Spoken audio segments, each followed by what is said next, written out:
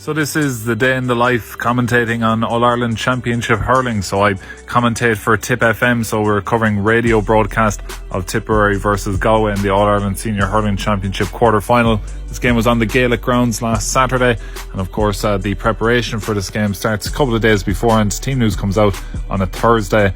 And I like to just print the teams out on a big sheet in front of me. So when I am commentating, the teams and the names of the players are nice and big. I just find it more easier to just identify in quick time compared to like the programs that you get on match day. So a couple other things that I have in front of me. I have this sheet that I print out here. It's got all the Tipperary scores for the championship so far. So if someone gets their first point or their fifth goal or something of the championship, I have that information in front of me. Also have a couple of lines on both teams and talking points that I go through with my co-commentator, who was Ken Hogan on the day, former Tipperary goalkeeper. So we go through some of these talking points that we have on screen here.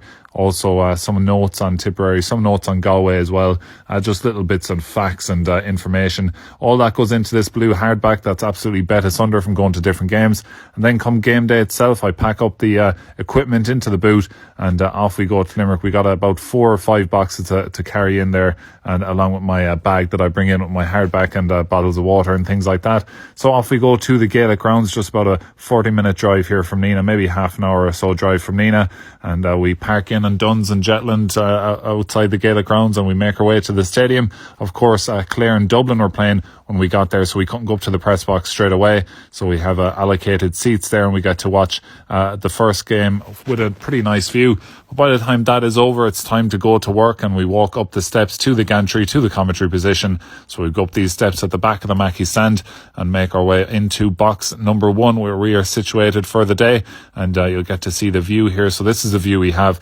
Really fortunate to get these views at all these games. Brilliant view, brilliant place to watch a match. And we're set up there with Ken Hogan, my co-commentator, and we're sitting beside Galway Bay FM. So the Galway Bay FM, right beside Tipp FM for this game. And I was sitting right beside Cyril Farrell.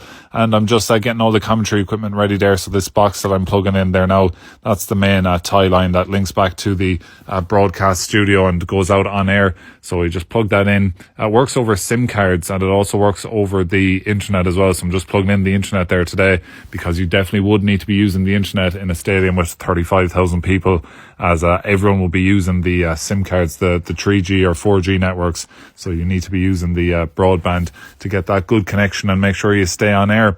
So just about getting ready to get set up there, just connecting back to studio, make sure we're sounding okay. And the Tipperary team are out onto the field as we see them now just getting their pre-game picture.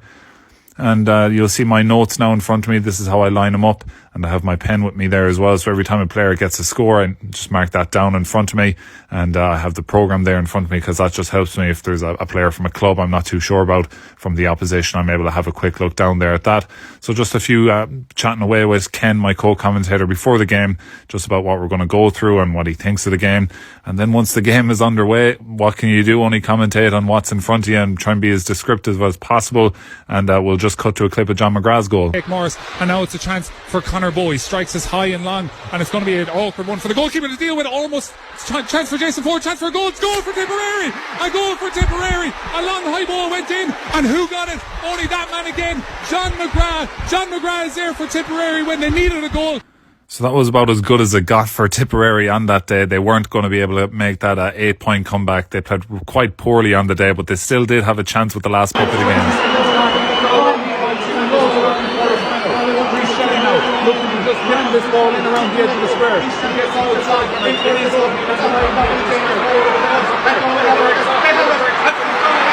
So after the game finished up, it's time to do a quick 5-minute video with Ken Hogan, just talking through that we can put up on our social media. Then it's down to interview the manager, pack up all the stuff and leave. So yeah, a busy day commentating on the All-Ireland Hurling Championship.